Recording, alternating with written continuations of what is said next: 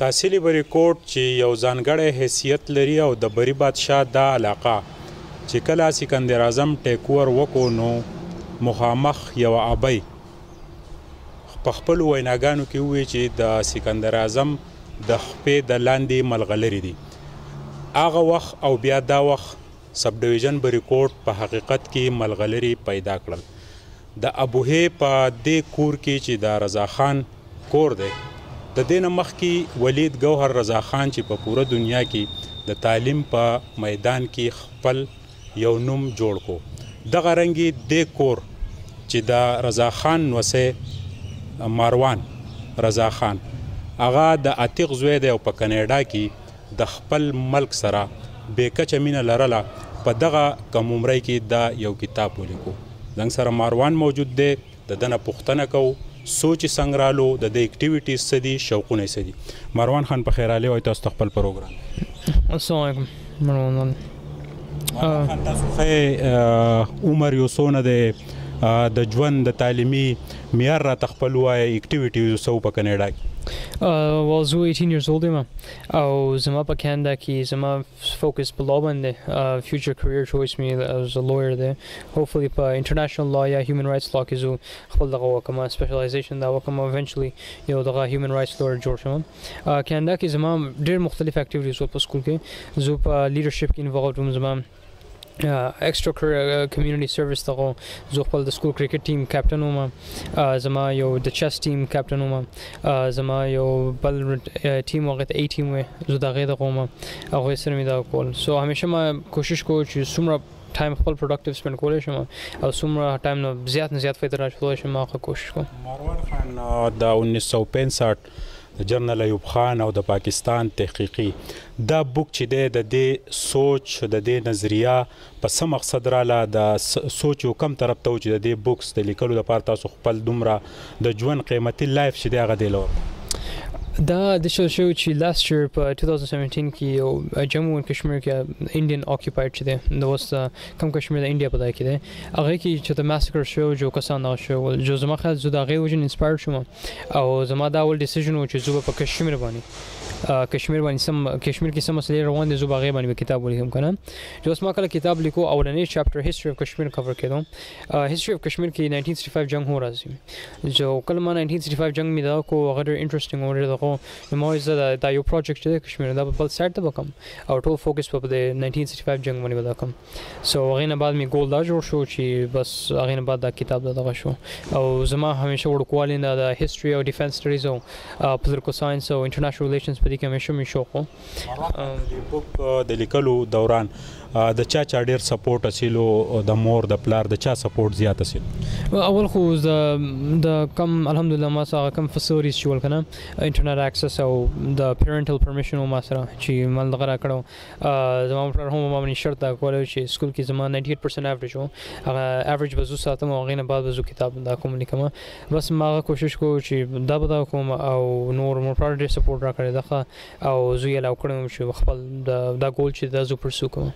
مروان خان د خپل ابایي کلي کې دومره لوی عزت نن ستاسو د کتاب مخکتنه وه، ډېر اهم شخصیات چې په هغې کې د سوات شهزادم شریک و، مهمان خصوصي و. تاسو څه وګڼل؟ نور څه خواهشات شته که نه دا خواهش پوره و؟ دا خواهش خو ډیفینټلی پوره شو. خو زما مچ مور امبیشس دغه دی پلانز د فیوچر دپاره په پالیټکس کې په دغه کې دا خو زما پرسپس یو سټارټ دغه دی. ستاسو یو تره چې هغه سیاسي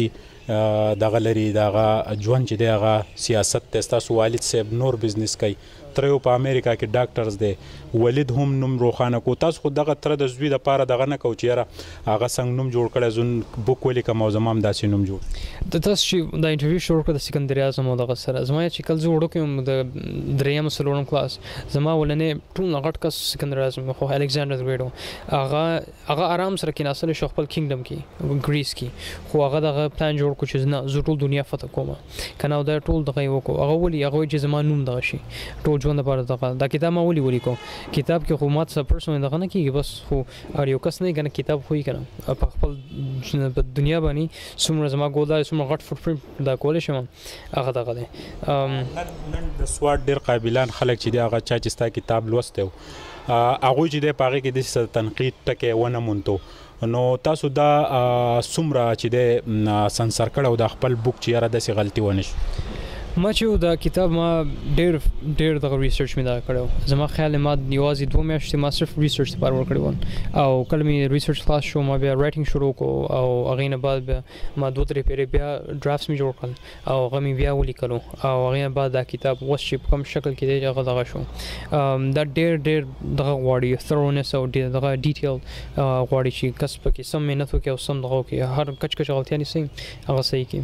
او ستا د عمر الکان چې دي یا زمونږ په سواد کې چې کومه مشته دا پښتانه دي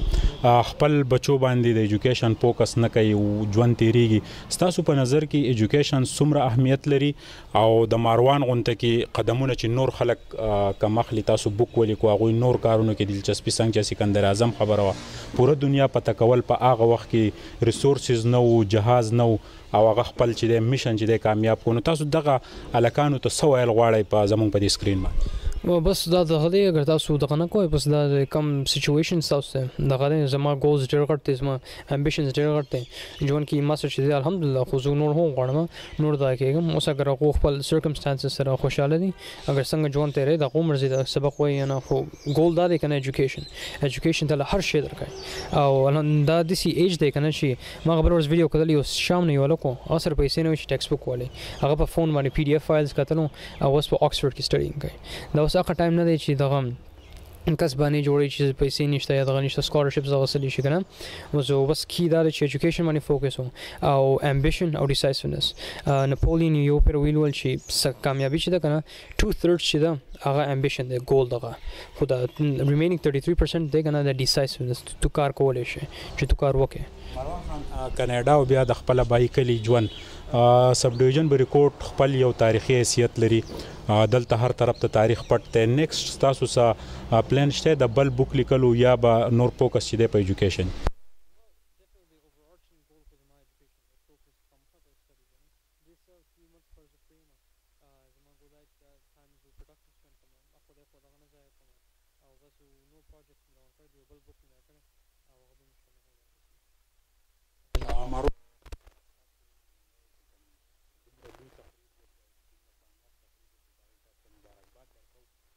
دا راته ووایه چې ستاسو د دې چاپېریال کې ستاسو په دې ابوهه کې چې کوم هلکان تاسو له مخې له درځي هغه د ایجوکیشن نه لري بیا زړه څونه خفه کېږي؟ ډېر ځای کېږي بس زما خلک دی زما دغه دی اون بیکګراوند دی او دا دغه دی دا زما خپل یو دغه نه دا و موږ ټول پاکستانیان یو هغې نه بعد بیا پښتانه یو سواتیان یو دغه یو زموږ خلک نه مخکې کېږي دا د هغو دغه دی او ډېر خفقان او د افسوس خبره ده چې هغو دا نه ریلایز کوي چې څومره سبق امپورټنټ دی او څومره دغه ضروري دی.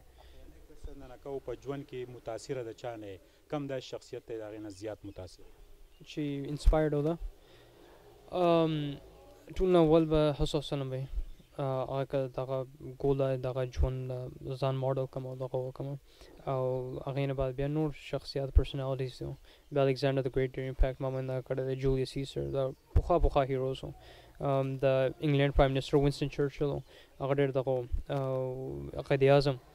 یو ډېر غټ زما رول ماډل دی او بس دا خلک دا پرسنالټیز و. مننه چې زنګ سره مروان خان او د هغوی والد صاحب ناست دی عتیق د هغه سره به هم یو دوه خبرې وکړو. عتیق صاحب مبارکباد پیش کوو ستاسو بچي دومره لویه کامیابي حاصله کړه او نن په ابایي کلي کې دومره لوی عزت دومره پوهان هغوی اپریشیټ کو دا بوک ستاسو بچی نو څه یو محسوس کول؟ زما لپاره دا ډېر د فخر خبره ده چې زما زوی یو کتاب لیکلی دی په دومره کم عمرۍ کې او بیا چې دی نو د ټول علاقې هغه پوهان او پروفیسران پکې رالل او ډېر مطلب پوهان خلک ول ما دومره تمه نه لرله خو هغوی چې په کتاب باندې کم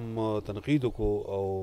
دته یې تنقید سره چې کوم دی نو دته یې د حوصله افزایۍ دپاره هم ډېر ښه الفاظ او دغه استعمال کړل نو زه خو لکه ډېر زیات خوشحاله شوم. او بل دا چې دته چې کوم چاپېریال کې چې کوم دی خلکو لکه د حوصله افزایۍ دا خبرې وکړلې نو له دې نه زه دا ګڼم چې په دې علاقې کې چې کوم نور ماشومان یا دغه یا پروګرام ګوري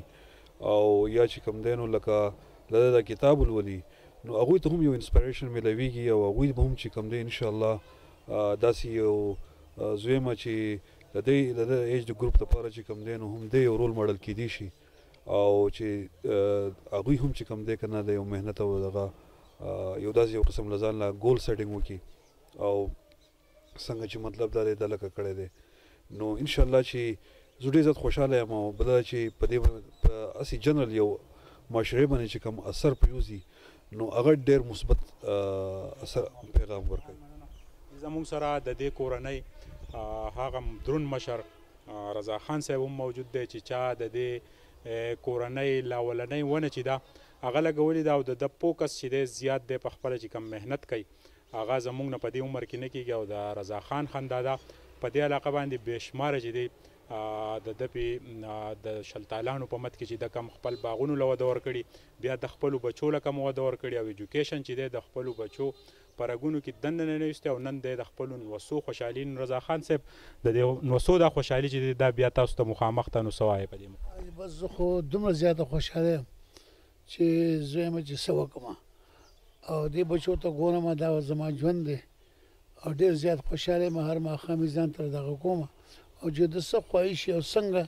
د دوی کم طرف ته حجاني زوی منه کوم نه بالکل دا د هغې نه هم سیوا ده هغه هم ډېره سیوا وه او بدستور زما د خپلو نسو نه د خپلو زامنو زه مطمئن یم